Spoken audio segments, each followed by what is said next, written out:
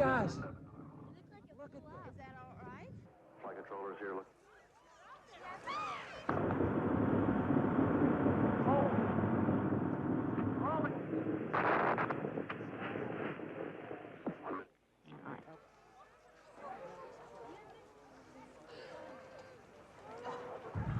We have had a major malfunction, and we're waiting for more news.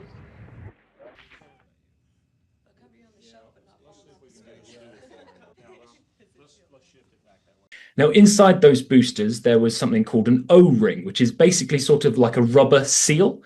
And it was found that, but due to it being so cold on the day of this launch, that those rubber O-rings sort of seized up. So they weren't actually providing a good enough seal. So hot gas escaped when the booster was actually fired and started melting through the strut that connected the booster to the main tank. After that strut failed, the booster basically pivoted and collided with the main tank, causing that explosion.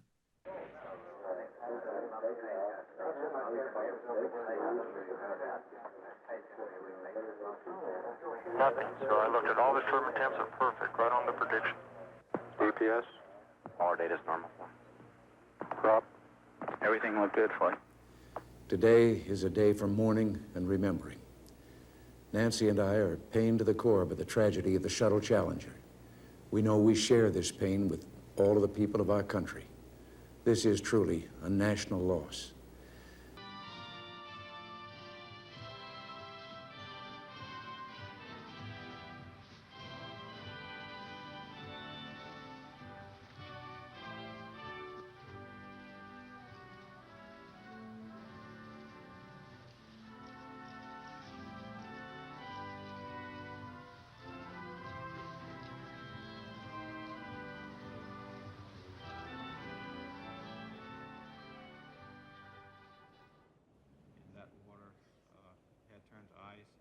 Would you explain that a bit? You decided earlier, that was unacceptable?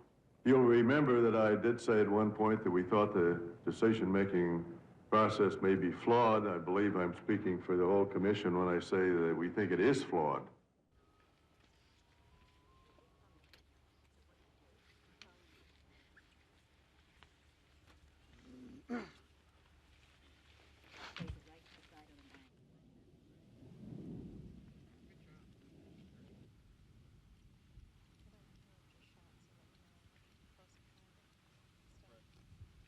So this O-ring fault, the fact that it could freeze up and not provide a good enough seal, was a concern for engineers for about 2 years prior to the Challenger disaster. So this was a well-known fault that could have happened. And there were also some things in place to perhaps upgrade the boosters, but that had not come into play yet. So this was a known fault. It was also suggested that it was too cold to launch Challenger on the day that it was launched 40 years ago. But it was decided, well, we can't wait until, April, until warmer weather. We're going to launch now. And that led to the explosion. Liftoff of the orbiter Challenger and the sixth flight of the Space Shuttle. Houston copies, Challenger.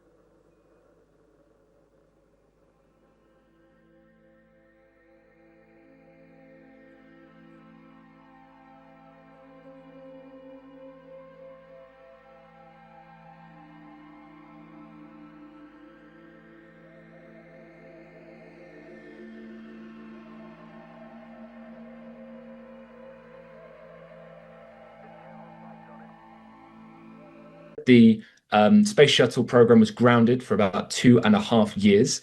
But we did then see that more space shuttles did fly, more and more and more. And we didn't see this same issue happening again.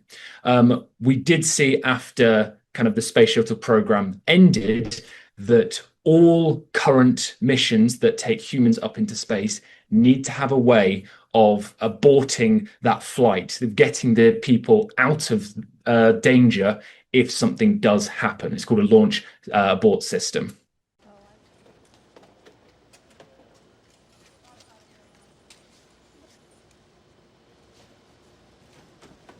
I didn't realize it'd be so slippery. I should have held on tighter.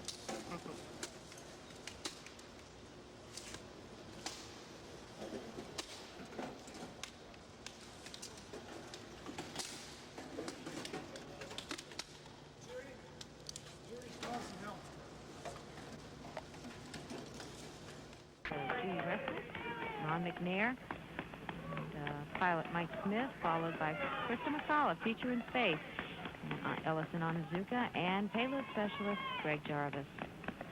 Big smiles today.